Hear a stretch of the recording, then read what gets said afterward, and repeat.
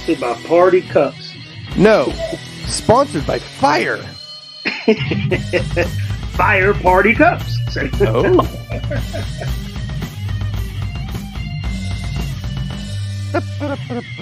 Okay. I hope that was loud on your end. It was real low on mine. Wait, what? That the music, I hope it was loud on your end. It was real low on mine. I could barely hear it. It was about mid. It was pretty Interesting. low. Okay. Mm-hmm. Oh, right. Fantasy's over. You know, it's like you build to a crescendo, and especially if you're in the championship, you can't wait to get to it. But then once it's slowly seeping out, it's like air out of a balloon. It's like, wow. I kind of made it. It's almost like you love those Christmas. You're a big Christmas guy, and you like those. I always call them blow up dolls. What are they called? Not blow up dolls, sir. What are the inflatable? The inflatable kind of deals. Yeah, much different than blow up dolls, but continue. No, but it's almost like the Christmas season. You know, you've been looking at this inflatable character, and it brings the joy and happiness, and then it's over, and you gotta let the air out of it and pack it away until next year. It's like somebody on Twitter posted something, and I commented on it, and it was like, "Hey, okay, so fantasy is over. Are you relieved, or do you feel like you have a hole in your kind of soul?" And I was like, you know what? It kind of comes down to an algebraic equation, right? So it's expectations times tempered expectations divided by place that you finished minus number of goddamn it's audibly spoken. Solve for X. That's kind of where you're at, because that is a good equation to how you got there. Yep. Because I mean, realistically, I mean, all joking aside, your tempered, your reserved conservative expectations divided by the actual results times, like you said, all the fucks and shits and damn it's and damn, I didn't get that waiver, and I got that waiver, and they gonna perform, and I got a fucking zero, and and then there is buy-in plus winnings minus damage to your house. So there's that part of it too. But you know, in all seriousness, it really does come down to a very, very simple thing. Depending how many leagues you have, let's just say you went solo like me. Unless you won, you're kind of over it. Now in a month, you're going to be like, hold on. What's that itch? Hold on here. Restore the roar. Yeah. I mean, like the only people that are still fuming right now is the champions riding their fucking wave of success and high. Yeah. Like I said, I mean, once I realized I wasn't in the real playoffs in the other leagues, I was still going at the consies, but yeah, the excitement was not there. And then once the consies completely, it's like, I even told you last week on this pod, I was just like, we're still doing it. It's like, I'm over it. Like I'm ready to turn the book, turn the chapter to the next page, because it's like I had no success. So it's like, it's almost like like very rarely do people try to hold on to grief and misery. And then I'm not equating it to grief and misery, but it's disappointment. Yeah, I mean, so hold on. You try to get rid of, you try to turn the page on disappointment. Like you're a grudge holding type of person that it fuels you. So that's a super, super, super good thing to put out there, because I had an analogy kind of on deck, and it's going to segue into that. So I compare the ending of fantasy football as a breakup. it's a breakup. Because you will go through these like stages and these ebbs and flows of like, man, fuck it, man. I don't even want to fucking do this shit. I'm so glad it's over. But then like an hour later, you're like, oh, God damn it, man. Because then you think about, what am I going to do now on Sundays? Like, I don't like, it's not that you have nothing to do, but we are creatures of habit. We are habitual creatures. So you have your little mojo ebb and flow, whatever you want to do on Sundays. Now your Sundays aren't that. Well, I And mean, we still got the playoffs for Saturday, and they still do them Saturday and but you Sunday. don't have But anything in that game. Now Monday night means absolutely nothing, Right. and Thursday night means absolutely nothing. So those voids are immediately dropped off. So it's like, damn, it's really a full week of just going to work and coming home and watching TV. Like it's like no extra caveat to it. It's crazy. It's like this is life. It's hard football. it's hard to watch a game to just watch the game when you were so accustomed to watching the game and then zeroing in off a specific section of the game reserved for just you, like, and whoever else has said stock in this player. Like it's almost like beautifully simplistic when you're out of the playoff or you're done with fantasy, because you just go back to just being a guy and watching the game. But you get so conditioned to not do that. Like it's difficult to not. It's difficult to shut. I mean, it's like when you got the skin in it, you like backing away from the couch, like you can't pause, and you even pause just to go to the bathroom. But like you said, once there's no skin in it, you go to the bathroom, you miss plays, you miss quarters, you don't give a shit. It's just it's like, no, I'm not gonna even say that. I'm gonna say it's almost like, you know how score what like I slowly start watching football, like maybe a female or maybe not such a big fan watches the Steelers. Like they score watch. They just want to stay up on the plays. They want to be, known. They want to know. Not even. I can't even regulate and put females around it. It's just, it's a casual fan. That's what it is. Yeah. Like they want to know the score. Like they're not totally oblivious to it. Like they're not. Somebody that's sitting up there naming players from 10 years ago that used to be on the squad and retired players and shit like that. They're not like way out of it, but they, like you said, a casual fan, they may even know, they might know the score, they know a few terms, first downs and penalty and stuff like that, but they're not super, like they can't call, they're not going to scream out, he's holding, or they're not going to scream out illegal formation because they don't really know what that is, but, they're not as intense to it. So your intensity drops down, and I ain't going to say become the casual fan, but you kind of do. Yeah. Like you kind of do, because you're so used to. You start realizing the sport for what people have been telling you about the sport before you got so wrapped into it. Why you so worried about this sport? You ain't getting no money for it. And you look at those people like, man, shut the fuck up. You know what I'm saying? I'm paying attention to it. And then when the fantasy is gone, you do start realizing I ain't getting nothing for this shit. Like, why am I so immersed in it? Like, I don't really care, It's a hobby. It's a hobby. It's a thing you invest money and time and sweat equity into it.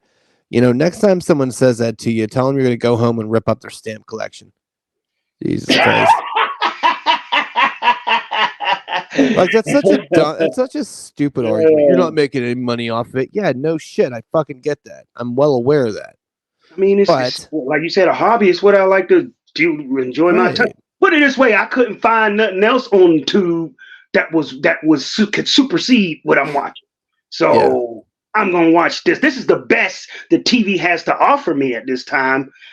so I'm gonna watch it. Yeah. I mean, like with the fan duels and all of these, and now it's legal to bet and all of that. I mean, I guess that's the only way to keep yourself immersed into it is to keep betting, Yeah.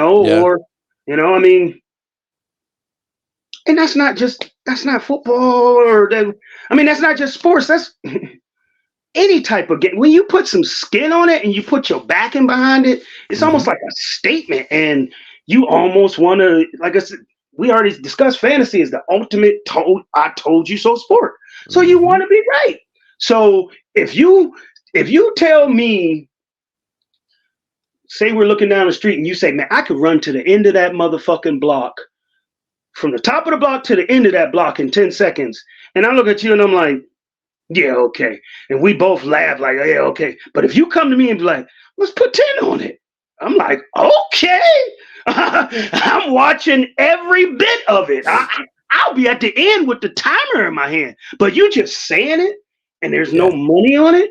Right. Man, I'll take that as just as much as you saying that, I'm gonna jump out this window. It's just a figure of speech. And it's interesting you say that, because it's interesting you're saying that, because I was thinking about that, and I was more frustrated that I lost, not because I lost out on money, but more like I just wanted the fucking chip. I just wanted to say I got another one. Like that's well, when you get to a point of when you get to the point of it's either chip or bust or chip, or you get the ends, you're almost from a merciful standpoint glad that you negotiated to get the money, but you still wanted the chip. Like the chip is more important than the money. I told you in the one fantasy league, in Andrew's league, they split it right down the middle because it wasn't about money. It was all about bragging rights. But that's still weird. You got to have a little extra. You got to have some type of incentive for winning. Right. That's just like consolation trophy thing. Like, and I think I wouldn't have cared as much this year if I wasn't so strong throughout. From like that was the. So if your team would have came on late like Bob's did, and then you lost, you would have been a little bit more satisfied. Yeah. I mean, if I would have snuck into the playoffs, if I was like pulling like a Steelers thing, you know what I mean, just kind of sneaking in there, you would be happy. I'm like, I'm just happy to be here, Cinderella, and you just happy to dance until midnight, and then that's that. Like I went in there, number 1 seed, went in there with most points scored. Like you go in there and rarely does that ever work out. Like rarely do you ever go in there number 1 and leave number 1. But I hate to say this, and no disrespect to anybody else in the league, but the only team I did not want to play was Bob. Everyone else I was super comfortable with playing. But Bob, I'm like, this fucking asshole. All right. You think it would have stung even more? Like the fact that you went into the championship game, you were the strongest team throughout the year, but the fact you went into that championship game as a underdog, if they would have projected you as the incumbent, would you have been even madder? Because it would have seemed like Bob came from an underdog role. No, because I don't pay too much attention to the projections. And plus, there was a few things that happened that day. One Mostert sat, so A-Chain got a pretty healthy bump. It didn't even matter because he had like Wan'Dale Robinson that likely put up stuff, and I'm just like, all right, I fucking see what's happening here. All right, so my story the entire year, it was like I'm turning left and right, but you know what? Look, and not for nothing. I mean, Bob put together a great year. He started off terrible. His team was garbage, and he just started building and making good moves and building and making good moves, and just everything just started clicking. And So there's a better enjoyment from Bob putting his team together rather than it being handed to him at the beginning. Bob deserved the championship. Like, don't hear what I'm not saying. You think he appreciated more because he actually built it? I mean, like, as opposed to somebody that, just drafted well and you kind of just had a great team to begin with. You put a piece here and there, but like you said, he almost Bob doesn't give enough fucks about all that stuff. Oh, he just cares who he lined up that week, and that was it. I mean, yeah, generally speaking. I mean, I'm not going to speak on his behalf per se, but I know Bob pretty fucking well, and it's kind of like, all right, okay, let's flip it over to you. Like, if you, won your championship, would you rather it be just drafted and you were strong all year, or did you want to feel the elation of putting it together piece by piece? Nah, fuck that noise. Let me draft strong, make good trades, do what I did. Basically do what I did this year and then just get there. I don't want to have to sweat making those perfect moves. Way more sweat when you building something from scratch. Yeah. And I've done that. I've played that game, and I have, like, the championship I won. I put a ragtag group of people together for the playoffs because I got smoke showed by the injury bug. And I just made the perfect moves at the perfect time, and things just kind of fell into place. But majority of that year, you were on tilt though. Majority of that year, I'm on tilt pretty much every year for the most part. But no, I can't remember like what. I don't think I had a super great record. I think I was like a dick hair above 500, but this is one of those years where I just kind of. It was kind of almost like you said you would rather have the year you had to this year. Yeah, I don't. Like, you just fixed it and forgot it, and you were going into every week just smiling ear to ear, not a care in the world. And well, because that way, you're putting the best lineup out there. You're not really playing the game of like, man, I had to make these two moves because I just had no idea what I was gonna. I hope they pan out. I don't want to hope. You know what I mean? Like, it's just, and I'm not saying Bob hoped. I just know how I operate and how meticulous and how over the top I am with this stuff. So, nothing about that is endearing. This many years in the league, I don't got that time, man. I do, but I don't want to have that time. So, yeah. All right. So,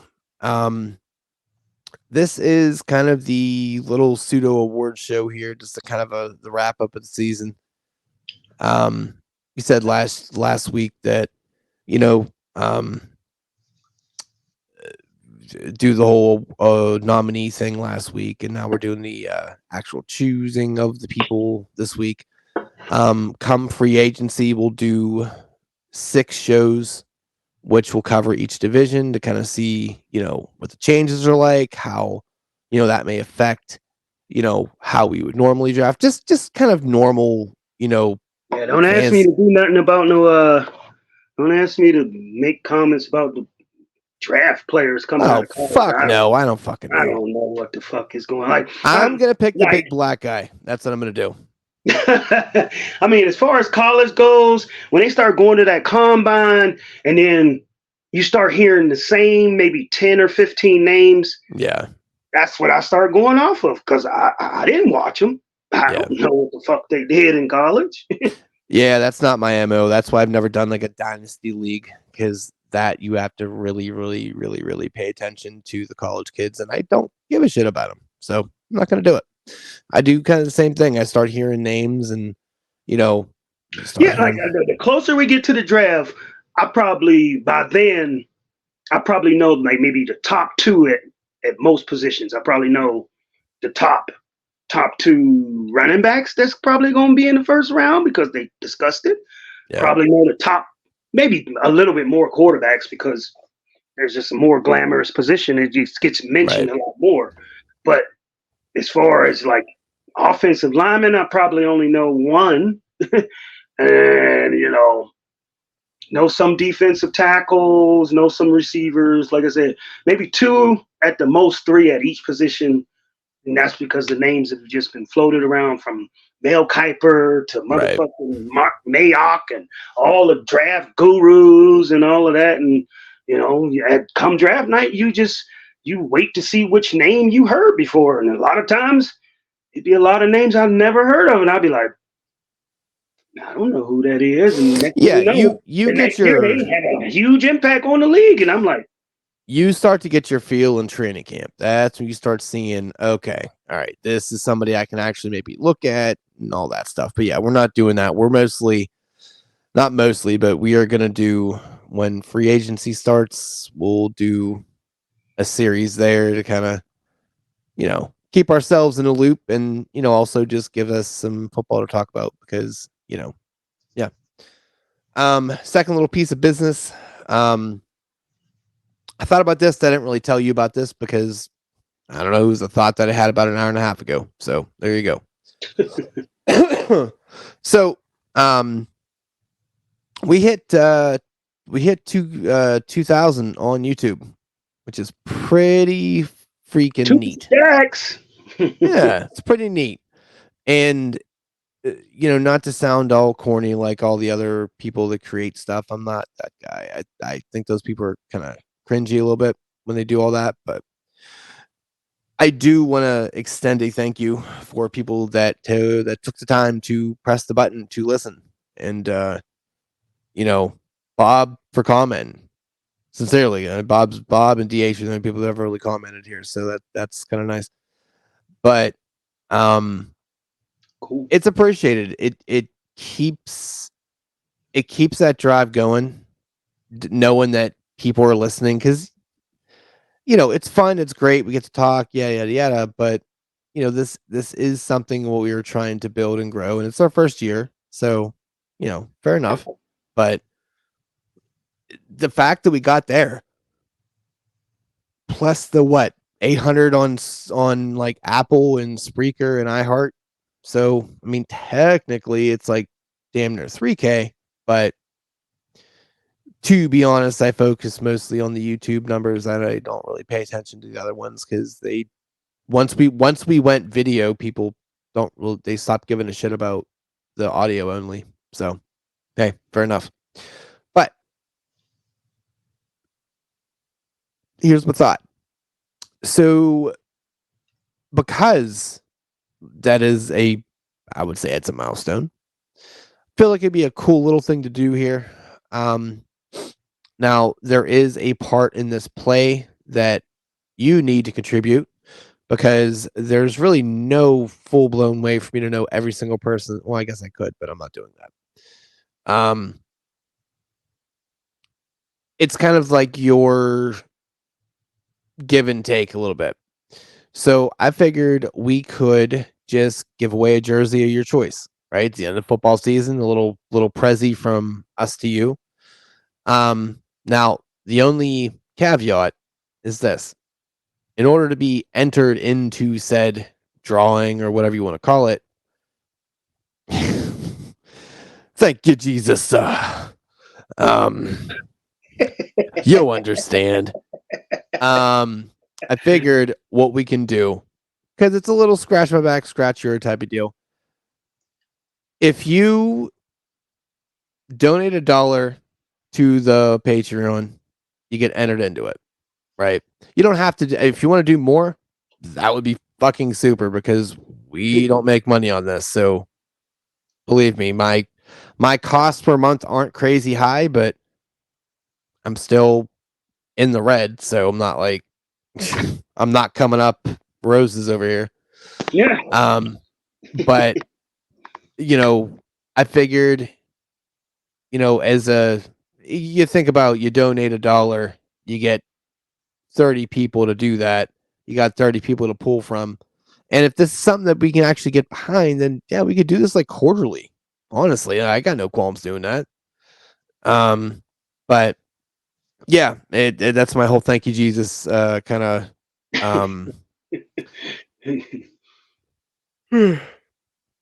donate to the church fund there type of deal. But yeah, the Patreon link's up there. If you want to do it, if you want to participate and be entered into it, cool, man. All you got bare minimum is $1. You want to do more to say, hey, thank you for providing entertainment. Hey, it's appreciated because we've actually yet to have anyone donate anything. So pop our cherry, please. In the least sexual way possible. You said we just keep going to the club, getting drunk, dancing around. Ain't nobody fucking picking us up. Nope. Nope. I am basically the hoe that never got hoed. Yeah. This ugly motherfucker right here. Yeah, I need a new wingman. My wingman's scaring all the bitches off. But yeah, just wanted to throw that out there. I'll give it like a 2-week kind of process. I'll bring it up on the X's and O's too, so folks know, because that's just as much of a part of it as this is. So, I know we both got the sleepy pants over here. Oh, I was about to say sleepy pants, you son of a bitch. Don't take my word. All right. Well, let's get into this. That's being up at 9 o'clock when we answer in Texas. Because normally I don't be yawning. You be you done passed it on. Yep. It is one of those contagious. That's the word I was looking for. Too many syllables. All right. So, we are gonna go through these categories and the nominees real quick, and we're gonna pick the top 3. So 3, 2, 1, general kind of process there. We're gonna do that. And we'll probably just get out of here after that, unless you got more little, crossing the T's, dotting the I things at the end. Like you said, until like free agency, I'm ready to put the football thing to bed. I mean, just go full steam at the X's for right now. Okay, which we'll be doing tomorrow. So, plus, actually, shit, man, I got 2 interviews to do tomorrow, plus the X's at night. So I'm gonna be a busy boy. Yeah. Okay. I mean, we do got flexibility. I'm not saying that, we have to push to, a different day or anything. But if anything happened or you get too tired, there's no game on Thursday. You shut your goddamn mouth, sir. there ain't nothing to hurry I up appreciate it. Get done and reach on a Thursday. So no, I love it. I love the busy. I love being productive. So it's preferred. All right. Wendy's Double Stack Award, the best QB wide receiver duo, and the nominees are. Oh my goodness. So Hurts and AJ, Dak and CD, Tua and Hill, Stroud and Collins, Baker and Evans. So, we didn't see motherfucking Stafford and Puka? Damn. Okay. Yeah, I mean, yeah, that's fair. No, we didn't. Okay, what was the nominees again? Okay, you said Hurts and AJ. Okay. Dak and CD. Okay. Tua and Hill. Okay. Stroud and Collins. Okay. And Baker and Evans. Okay. So I don't know how exactly you want to go about doing this, but I'm gonna spout off 3, 2, 1, and you tell me if you agree, and if you don't, you starting with 3. Okay. Yeah, starting with 3. So starting with 3, I'm gonna go Tua and Hill. Number 2 is gonna be Hurts and AJ. And number 1 is gonna be Dak and CD, because they had too many ridiculous games. Like there were times where he was like hyper targeting CD, and it just did not matter. Okay. So my 3, 2, 1 is 3 is Baker Evans. Ooh, that's 2, spicy. Yeah. 2 is Hill Tua. And number 1 definitely is Dak and okay. CD. If AJ and Hurts would have kept it going, I mean, they went 6 games I mean, 6 games is almost that's more than a quarter of the season that they wasn't connecting. So yeah, no, that's it was fair. strong, and then it just took a nosedive. I mean, but meanwhile, continuing on all the way up until the season ended, Dak and CD Yeah, to Hill and Tua yeah. and Baker to Evans. Well, here we go. Here we go. That fucking imbecile. Fuck you, Dak. But yeah, Get at the least we ball. both agree that number one is Yeah. Dak and CD was. If you had both of them in a fantasy on the same fantasy team, whether it be Superflex league or even a traditional league, and you didn't put enough pieces around them, Yeah. man, what are you doing with those other players? Because they should have carried you pretty much every week. Yep. Yes, sir. All right. So And AJ did what hurts until, like I said, them last weeks, and it was critical that you get some more points from them. And what did they do in the big games? They not shit much. the bed. So They it's like, did. yeah. So all right, fair enough. So I mean, I think it's pretty. It's interesting. So Stroud and Collins got no love. Okay. It just wasn't consistent enough. Just like I get it. I think they both just took turns getting hurt on certain weeks, and it just wasn't like it was consistent. It was solid, but it wasn't like wow, pull my drawers down. Like it wasn't crazy shit. Like oh my god, like Dak and CD was like Yeah, oh you got to explain god. that analogy to me there. I didn't really get that one. No, I'm just saying. Instead of knock your socks off or some shit like that, I was knock your clothes off or some shit. But like it wasn't like I don't know. We're just gonna move forward. We're just gonna move forward. It wasn't over the top all the time. No, I mean, I get it. Stroud It was one of those spreading that thing out over a bunch of receivers throughout the year. I don't think like Nico got his, but it wasn't like 200 plus and 3 touchdowns or no shit like that. It was just okay. He get about 100. He just was his number one all the time. Yeah, and like but him getting hurt and Stroud getting hurt kind of broke the that derailed it. Absolutely. Okay. All right. The 3 a.m. You Up Text Award. This is the best waiver wire ad. It is Swift, Puka, Sherwin / Kyron Williams, Rice up in KC, or A-Chain. Okay. So I don't. It's that. So all right, number 3. Number 3 is going to be A-Chain, and the reason why is because he kept missing time. He kept missing time, and knowing that you had the person that was leading the league in touchdowns in front of you, it's kind of hard to feel real. Well, you were missing time, and you were sharing the backfield on top of that. Right. And now, with that being said, he's still massively productive. Right. Which just shows you it's like, I don't even know what you do with that. Like, I feel like you just keep doing the same thing. You keep rolling the same process. I think he fits into that same Pollard mode, though, that he's great as a compliment. Which one is that? That is Owen. Owen? Okay. Hey, baby.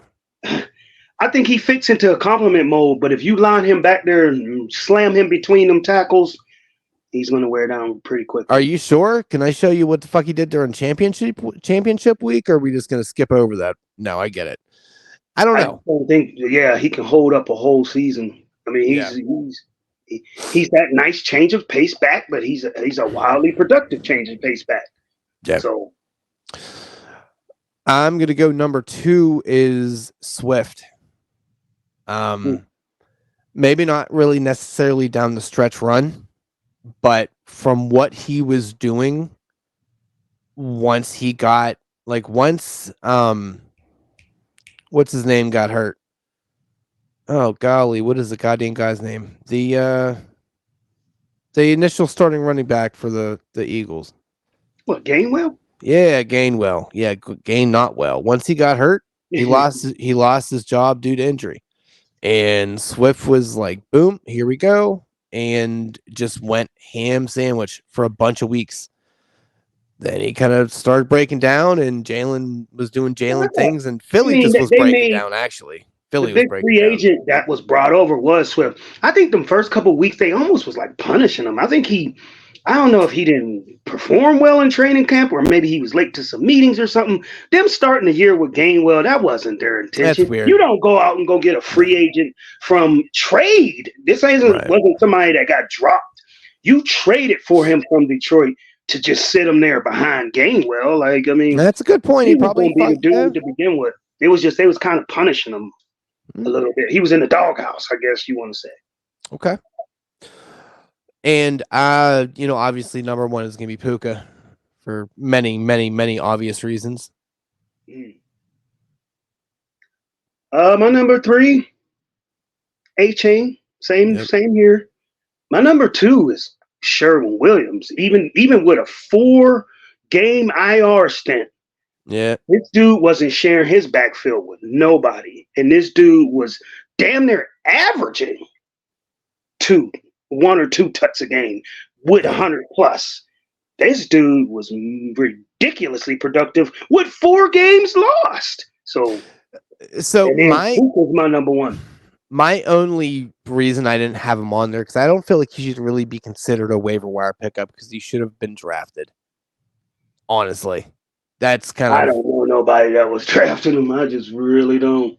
I get it. I know Swift was drafted and then dropped, and then was a great waiver wire pickup because people couldn't handle that punishment phase of the first 2 games or something like that.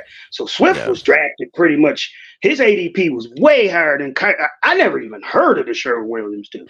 So I know I didn't draft him. I don't recall nobody drafting him. I just recall he was this new dude, and you picked him up along with Puka, because nobody drafted Puka. Anybody look me dead in my face and tell me they drafted Puka, I'm gonna slap the shit out of you. Yeah, you did not draft Puka. Nobody did.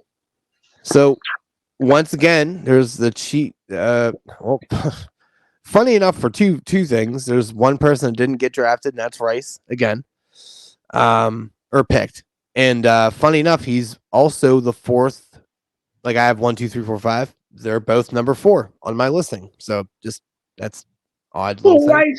To me, it's like, first of all, it took a while for him to even emerge as the number 1. And then Kansas City's just not doing that well offensively, period. Right. He just wasn't consistent enough. I mean, he was consistently the best receiver in red and white on that field, but for your fantasy team, no. Yeah. All right, more of a compliment than I'm not like, if you coming to me and you like, all right, I got Devontae Adams over here. I'm not like, I got Rishi Rice. I'm not putting them in the same category because they're not the same person. No. I mean, it could be very interesting to see what happens next year if he takes steps to be that number 1. Yeah. But his ADP has increased dramatically since from this year's performance, but. Yeah, well, it's hard to kind of look at that offense and feel comfortable with anything except for Pacheco, even with him, because he loves getting hurt. So, All right, the Doug Baldwin Award. This is the biggest "Why do I keep playing you?" award. So, Gabe Davis. Do we even have to even? We don't even have to name the number 1. No, we're doing 2 and 3. That's clear. We've already cleared that up there. Chris Godwin, Najee, Deontay, King Henry, and Eckler. Yeah. So, I'm going to put number 3 as Najee. Number 2, Eckler. and obviously number 1 is Chris Godwin. No, it's Gabe Davis. Yeah. So Najee didn't do fuck all for the majority of the year. Then he finally started doing a little bit of stuff. There have been many shows in the middle of the year where we're like, See, yeah, the sit reason why I him. don't agree with the Najee thing is because if you were drafting Najee really high, then you don't have a high enough fantasy IQ to know to avoid that dude. I mean, like, I Right, could but see you the could have writing all absolutely, over the wall. but you could So absolutely flex him though. Like I guarantee you could. It's one of those names where you're gonna keep starting him because of his name. true, but at the same time, I there's no fantasy draft that I went into and I was hell bent on getting them. I Yep. just knew to stay away from them. Just Yep. I don't know if that's the homer. The homer in me won't allow me to draft them, and the homer and a lot of people around us keep Make you drafting. draft him. Yeah. So me, my number 3 would be I would have see King Henry was mildly productive, but Yeah. just name value and top 5 backs. Mm. Who are the top 5 backs you're drafting? Taylor, Eckler. That's why Eckler's 2. King Henry's 3 to me because I thought that shit was going to continue. Like, I didn't know he was going to drop off a cliff this quickly, you know? I mean, he still had those games where he had 2 or 3 touchdowns, but it would be 30 yards and 3 or 2 touchdowns as opposed to the massive Right. 158 yard. Where you drafted him and what the production that matched it, I guess that don't know. I guess that doesn't qualify why the fuck I keep starting you, though. Yeah. I mean, even if Henry gave me 2, 3 zeros in a row, I would trot him out there a 4th time because it's because he's a running back. Like, I mean, Gabe Davis, you got to it and I got to it quickly where it was just like, okay, I'm not playing this dude no more. Like, I really did sit him down. And of course, he went ham sandwich. You really did cut him. Of course, he went ham sandwich against you and almost tried to beat you. Sure But did. at no point I had King Henry, and at no point did I ever sit him down. I never got up enough to do it. Right. So this is more of a retrospective award of like you look back and you just wonder like why did I keep plugging you in this lineup? Why did I didn't have to release you, just let you on the bench, just whatever. But all right, so who is your number 3 then? I mean, are you going with Henry or are you just Yeah, okay? I'm gonna go with Henry, Eckler, and then of course Gabe Davis.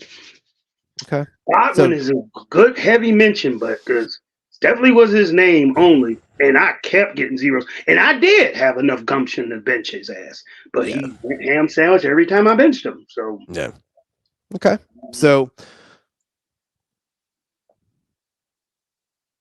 and Deontay didn't get a Eckler, I name. would have never had enough. You know, Yeah, I would have never that's had enough why in me.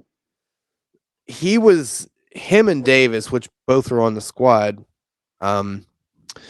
They were the biggest reasons for this kind of category because it's like you look back and you're just like, God. I mean, at least with Gabe, like, why did I keep trotting him out there? But I was about to say, like, if we're talking about people with name recognition that we should be starting or that we never had the balls to bench, I guess it would be Najee, King Henry, and Eckler, and then Gabe Davis, because we both got enough balls to finally get rid of his shenanigans. Yeah. So should he be number 1 there, you know? Oh, he's number 1, -1. He's everything. He's the alpha and the omega. Fuck that guy. All right. So speaking of Gabe Davis, this is the Gabe Davis Award. Yes. He should win his own award. Yes, ladies and gentlemen, this is the wasted pick of the draft. So, with no due respect, because fuck this guy's grandmama. He said no due respect. None at all. Gabe Davis, Eckler, Kelsey, Josh Jacobs, Aaron Jones, and there is a 6th, Stephon Diggs. So, I'm Why gonna did I go. draft this fucking dude? Yeah. Yeah, I'm gonna go, and this is gonna be a direct correlation to kind of ADP and what you got on your return, your ROH, like you always like to, or no ROI, yeah. ROI. Yeah, Return on investment. yeah. I couldn't spell things. It's fine. Fuck you guys. It's midnight. It's technically Wednesday. It's fine. I'm going Kelsey number 3. Absolutely number 3. I'm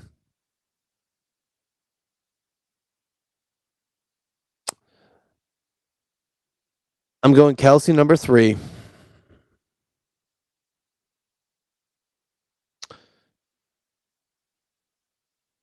Aaron Jones number 2. And Eckler number 1. Damn, so you don't even give Gabe Davis award to Gabe Davis.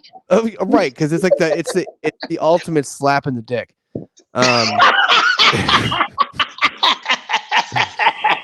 He said slap in the face, said slap in the dick. It's like giving someone like man of the year and you give it to Caitlyn Jenner. I'm sorry.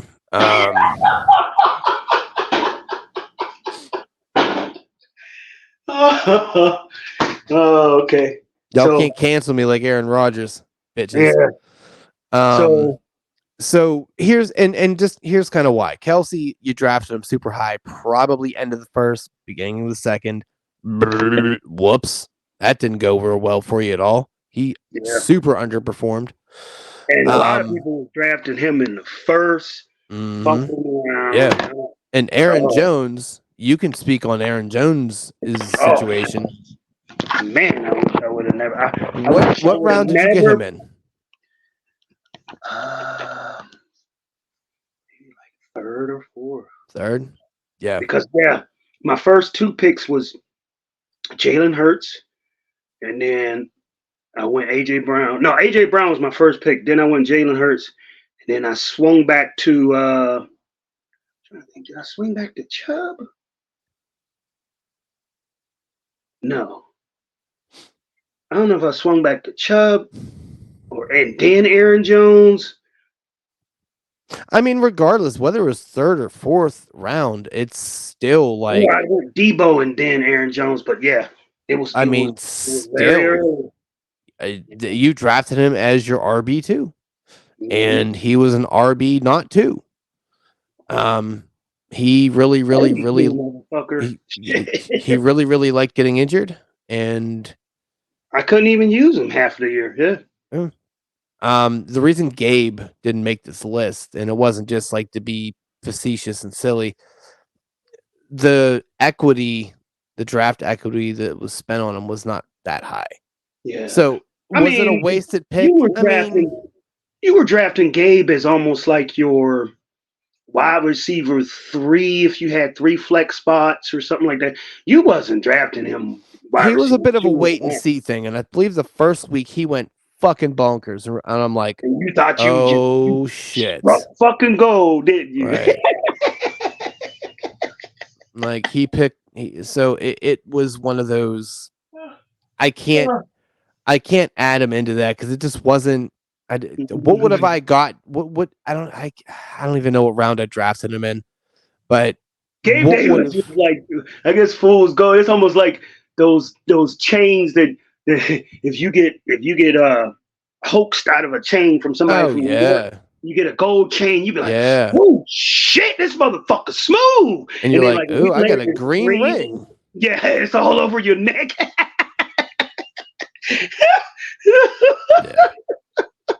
And trust me, I got ripped off by them New York dudes way back in the day when I was my teenage years. Definitely a couple dudes jumping out of cars because I used to work at a body shop.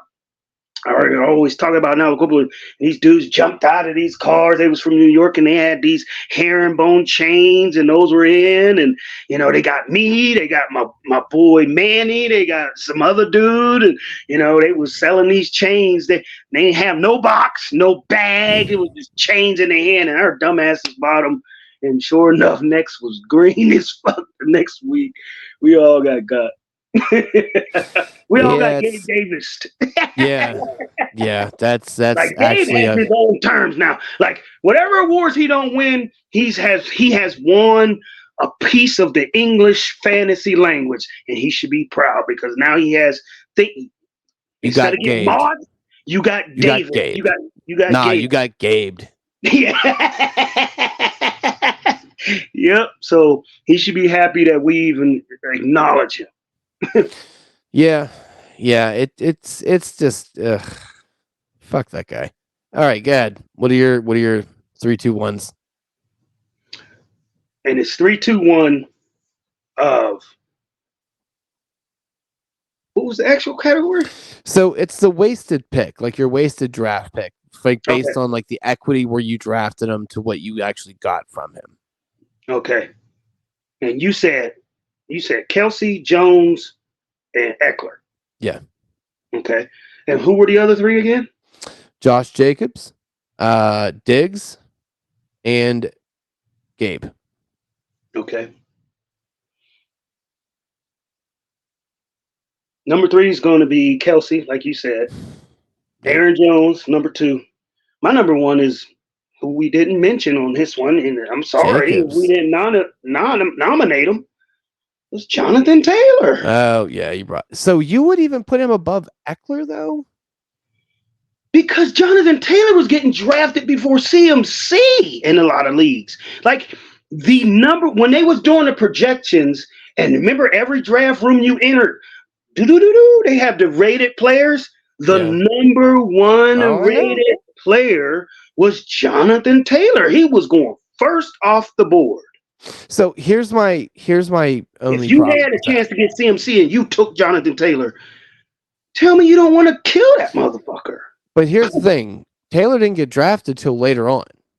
Like before it came out. No, remember he started. He got drafted, and then after the fantasy drafts, like 1 week before before the season started, they put him on IR or something or some shit like that. Check our who's the number 1 back that's drafted. Okay, let me see if it even shows me at this point. Let me see. Oh yeah, draft. It might be completely. No, it does. It does. Okay. All right. So, yeah, that's what I thought. Give me a sec here. So people knew before the drafts. Yeah. Yeah. Will drafted him in the 7th round. Oh yeah, he would. I thought he was going off the board. Yeah. Okay. No. Okay. That's what I was gonna say. Yeah. So literally, it was I could have swore he pulled the whoopsie daisies on people with the whole. Look, here's where the top 10 picks in order: JJ, Mahomes, Hurts, Chase, C-Mac, Kelsey, Allen, Eckler, Kupp, and Burrow. So I drafted Eckler, and he was the second running back off the board. So that's why I was kind of like, oh man, like you got to tell me your read there, because I don't know if I can get behind that, because the news was out before draft season. I swore that Jonathan Taylor had duped a lot of people. It was a few days before the draft. It was after a lot of people's drafts, not ours. But it was, the information was out there, and that's why he dropped the way he did. Okay. Well, I guess I gotta have the same ones you do then. Okay. Eckler, number 1. As far as ADP, why did you? Because you could have drafted so many different players that could have gave you so much production. Yeah, I'm actually gonna tell you what Eckler did this year, like what his actual ending stats are, and it's gonna be fucking gross. So, oh god.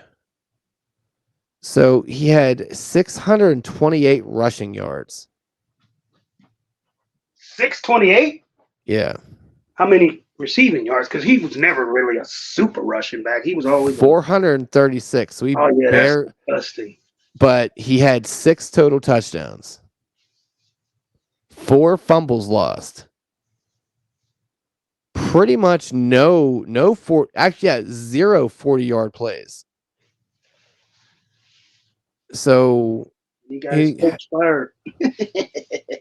Well, his coach comes in and start talking about we're gonna start playing other people. I'm like, are you serious? Well, no. Here's what's funny. He did that, and then next week he actually had a good week. I mean, could have been coincidence, could have been something else, but just his absolute flop of a fucking pick. Yep. All right, now we're gonna get now. Now you're getting depressed. I mean, just think you could have drafted like 4 other backs and then drafted Raheem Mostert and got fucking ridiculous amount of touchdown production. I'm well aware. Yeah. He just got mad as shit. He said, I'm well aware. No, you know what? And that's that's the fun and terrible and great thing about fantasy because, look, I don't think anybody would look at you twice saying, yeah, I drafted Eckler in the 9th spot in the first round. They're like, fucking, that's good value, man. I'm like, I don't know. Yeah, he dropped down to me. That's what I was thinking when I saw him. I'm like, well, shit. How can't? Oh, no. You know who we forgot? Mark Andrews. But he got hurt though. I don't give a shit. Did he play? Oh, he didn't. Oh, okay, cool. Yeah. I mean, he got hurt, but when he was in there, I don't know how many times you was happy with his production. You was like, yeah, I got the Mark Andrews. Yeah, but he didn't even play the first week. How many games did he play? Oh yeah, he didn't play the first couple weeks, either the first week or the second week. Yeah, it was the first week. Yeah. Yeah. All right, hold on here. Let's see how many games he played. Oh, well, okay. No, that was okay. Well, 1, 2, 3, 4, 5, 6, 7, 8, 9, 10. Okay, so yeah, okay, he did play a lot of the season. And I guess to me it felt like there was a lot less than he played a lot less than he did. Yeah, if you got 10 games out of him, you should be okay with that. Yeah. I think it was my It's your recency bias where you was just like, damn, I can't use him anymore. Yeah. Every week lost felt like 2. All right, fair enough. Okay. Now we're gonna get to the sexy ones here. The face down, ass up award. This is the went low this year, will go high next year. Okay. So we have a Pacheco, Laporta, Puka, A-Chain, and Kyron. So it's gonna be about the same exact 3:00 in the morning pickup. It's like the exact order and everything. Well,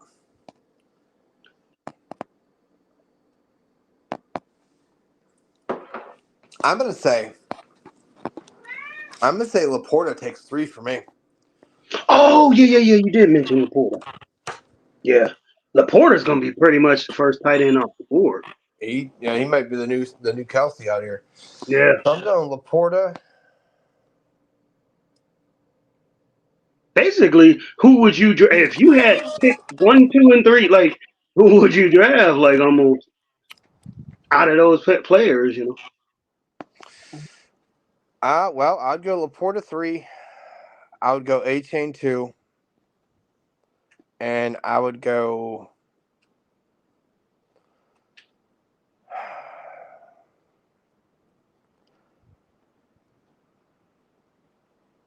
Oh God, I would go Kyron. I'm not even putting Puka in there. Say, like, just because you have him, you just keep disrespecting this man. No. Here's why. So running backs, I feel like they're much more. You can wait. They're just utilized in so many different ways. So hit or miss. And Puka, I don't know what's going to happen there. I mean, okay. it's one of those things where is he an actual thing going forward, or is this like That's what cracks me up about fantasy, especially with PPR. People value the running backs more than the receivers, but the receivers actually score.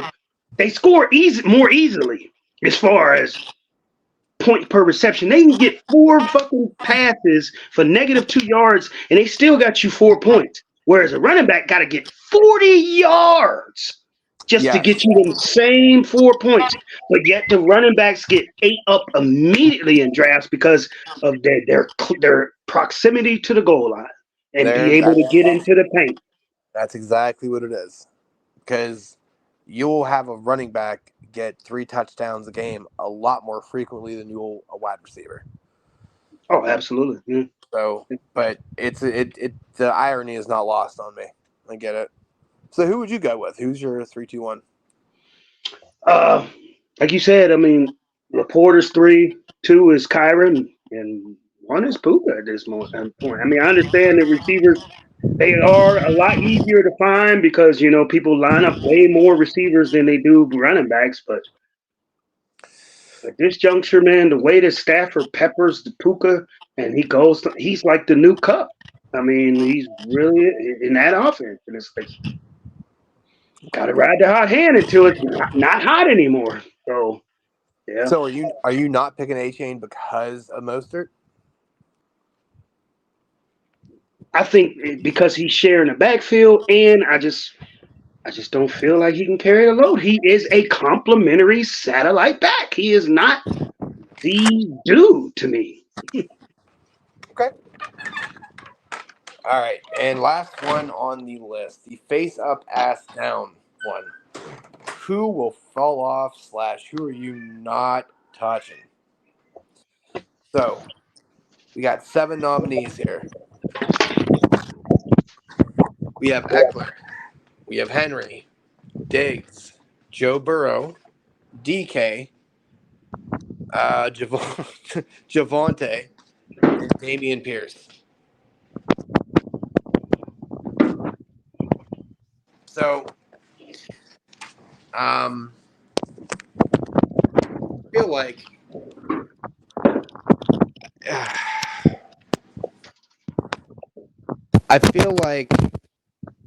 Henry is number 3. I'm going Henry number 3.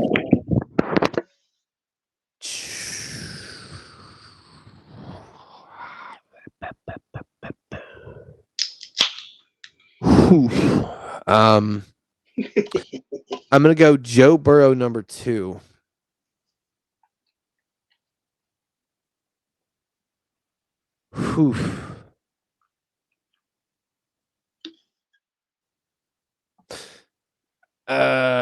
Okay, hold on. I mean, just think about the term. Who would you not touch? I mean, I'm talking like they can be sitting there surrounded by a lot of players that name might not be as flashy and as fancy, and they're unknown, but you would take a chance on them before drafting this fucking player. Okay, I'm going Burrow, Eckler, Henry. Big names. See, I'm not.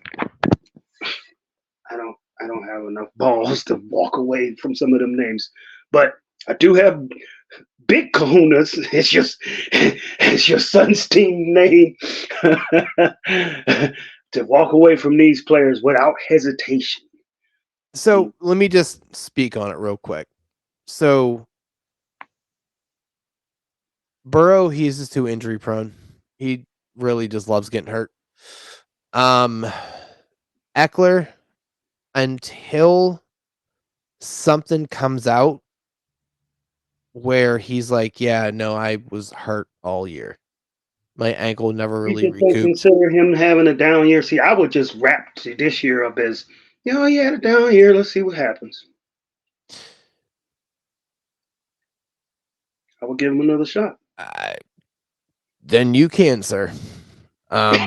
He said, "You go ahead and deal with those shenanigans." I mean, if it comes out where he's like, "No, yeah, my ankle was fine after I came off IR, everything was good." I mean, I mean, the whole Chargers team. Yeah, but you know what? The medical tent. I mean, you might as well just. They should have. You know how they come from under the. Here's You the know how they thing. come from under the tunnel and they get introduced. They should have had the Chargers come out of the blue medical tent. Right in the blue medical tent. They all come out that blue medical tent. So here's my problem. Yes, their whole team was in the medical tent, which is even more of a reason for a seemingly what we thought a game-proof player to go to be that person, because how many players have we named where they were the focal point of the offense and the defense knew that and they couldn't stop them. Still produce. That happened a lot, and Eckler was always there, but they just were like, I'm not throwing to you. I'm not throwing to you. And then he would drop passes and then fumble.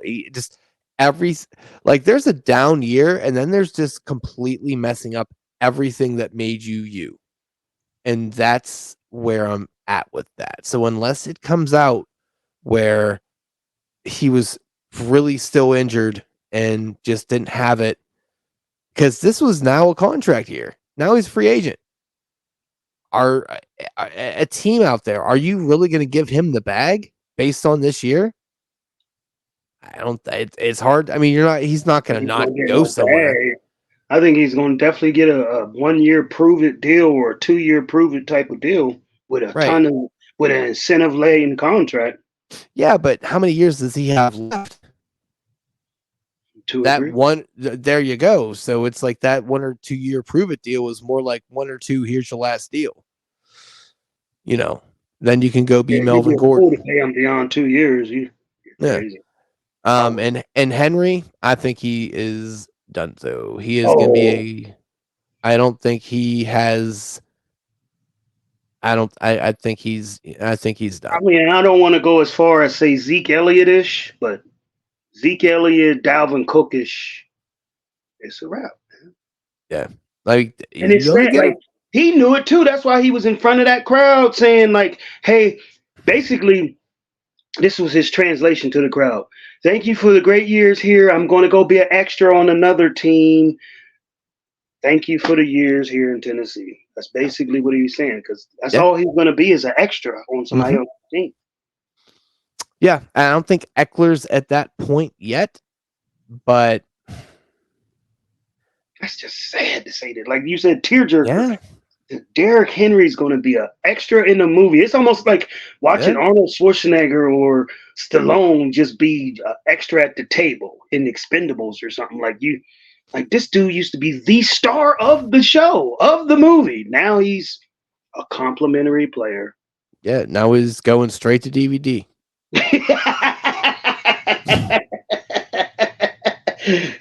He found it not even at the top of the little red box, at the bottom of the shit. You're a Dollar General and shit. You're not even in the red box. Oh man, you're in the clearance bin. No, you're a gift given out from said company to their said employees as a Christmas gift. Yeah. Sorry to take you back down that road, but thanks for that. Those are the type of DVDs I got for a Christmas gift. I'm like, what? You make jingle all the way. What the fuck is this? Yeah, Bruce Almighty. You clear how much a year? Okay, all right. So absolutely will not touch these players.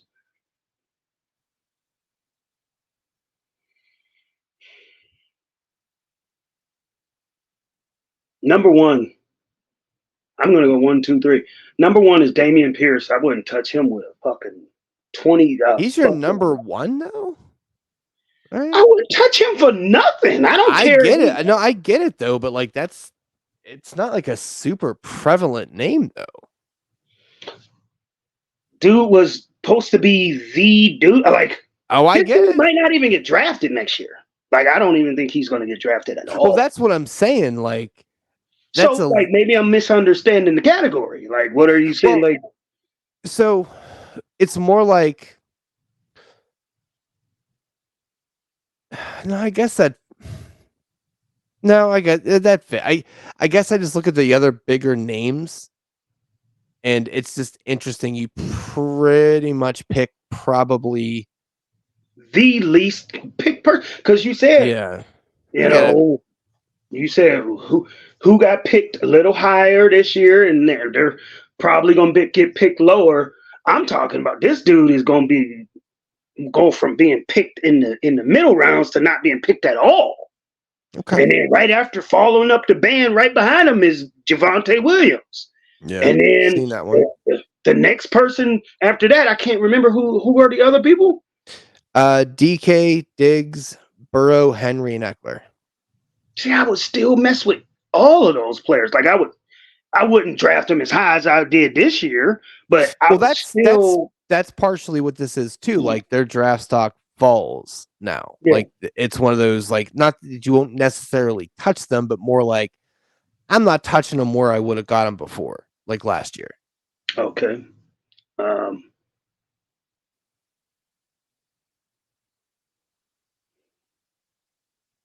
I guess my number 3 would be Diggs on that one. But I mean, if we're eliminating the whole, like I said, the first 2 players I named, they might not get drafted at all. At all. But as far as name value, let's cut them out then. So do the 5: Eckler, Henry, Diggs, Burrow, and DK. Okay. Let's make this difficult.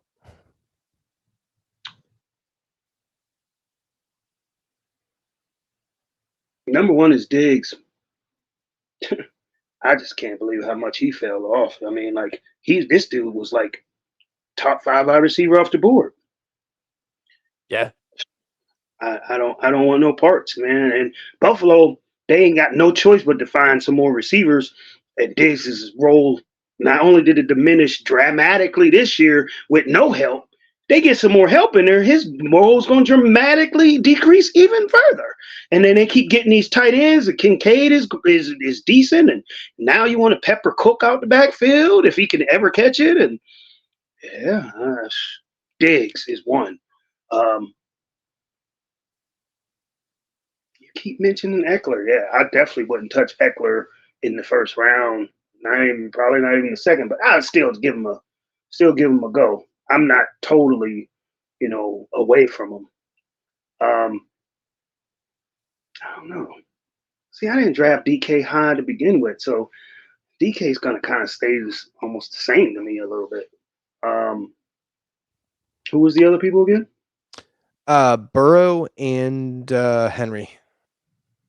Oh yeah, Henry definitely. I mean, like, I think everybody knows that Henry's not going to be that high. So you're not groundbreaking anything. You're not going to be miles ahead of the competition because everybody's going to know not to. And depend on where he lands too. Everybody's going to know not to draft him that high. So, but still, that name is still going to carry, a constant demand of eyes to look.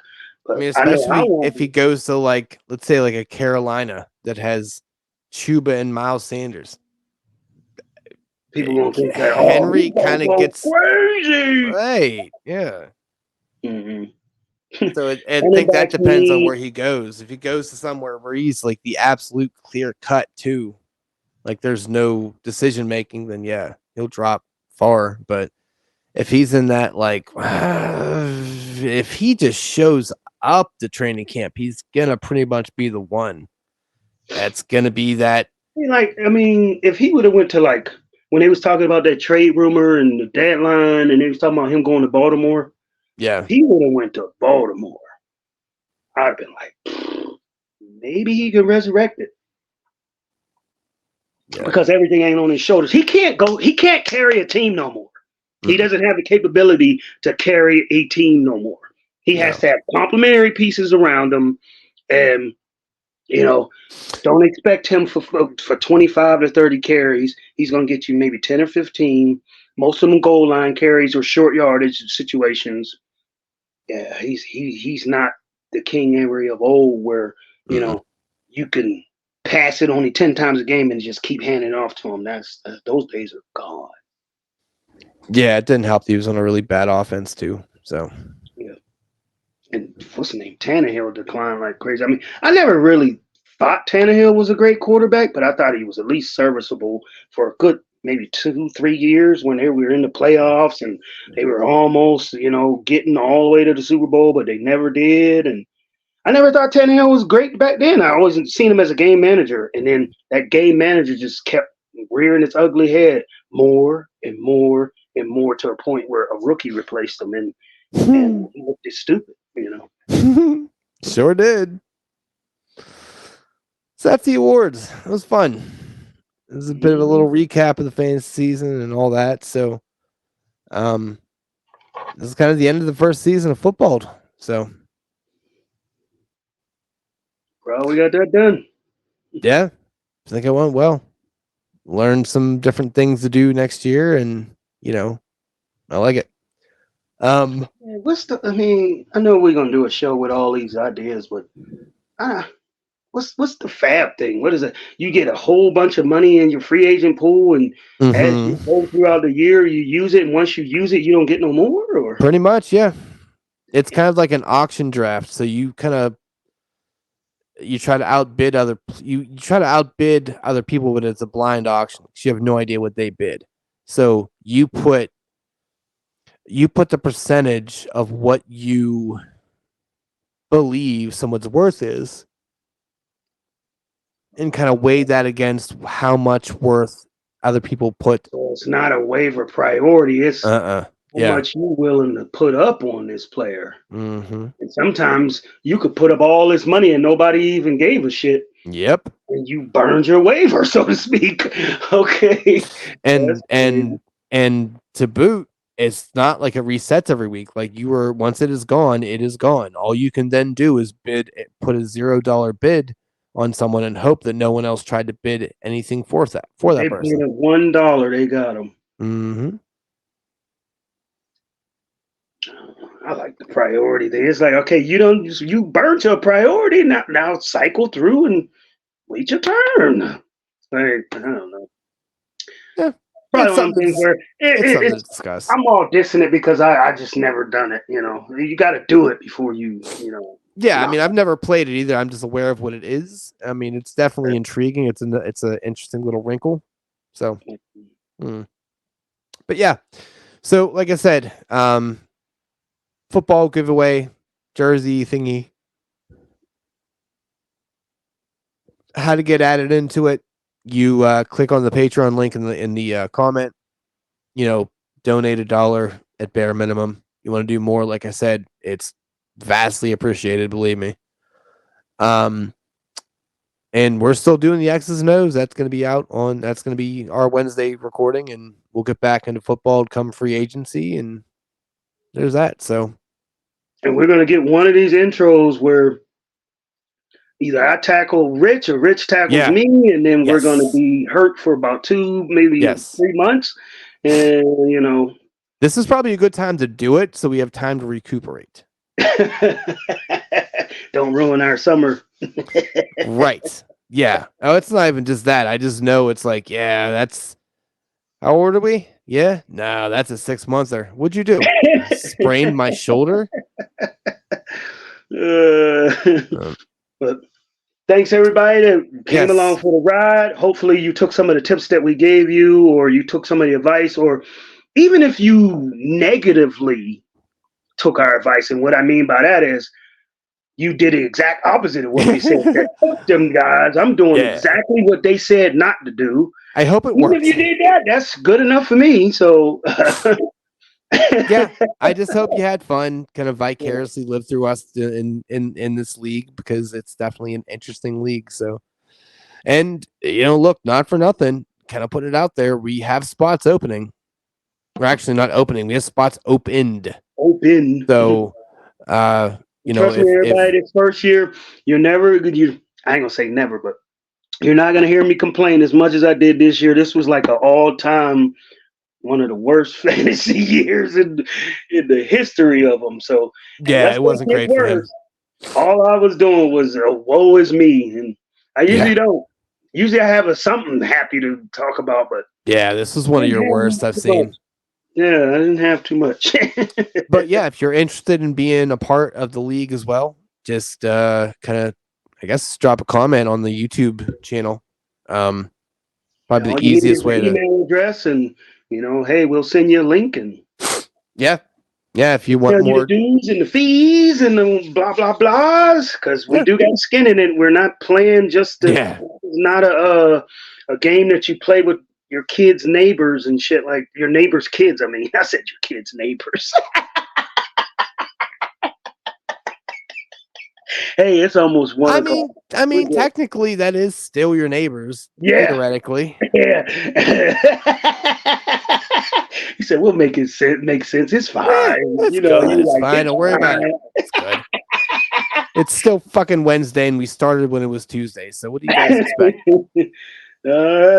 All right, boys. Well, take it easy. Have a good spring, I guess. Well, for those of you that are in love, I guess your next holiday is Valentine's. I'm pretty sure you went in the store and seen everything switch over. Pretty sure we're going to cover that on X's, or how much we hate with that part of it too. Yeah, it's pretty bad. Actually, I think the next thing that comes up is Tiff's birthday. Oh, she's a February baby? Or January? February 9th. Oh, okay. Okay. Mm-hmm. Yeah, my brother's is February 5th. Oh, shit. Okay. Mm-hmm. All right. Yeah. All right. Well, toodaloo and eat your vitamins. We'll catch you tonight. yeah, for real. Yeah, we sure will. And I'll catch y'all in the morning in about 10 hours? No, 9 hours. Yeah. Yeah, I've one at 10 o'clock and one at 2:30. Yeah, get some sleep, sleepy pants. Oh, I will. All right, toodle. All right.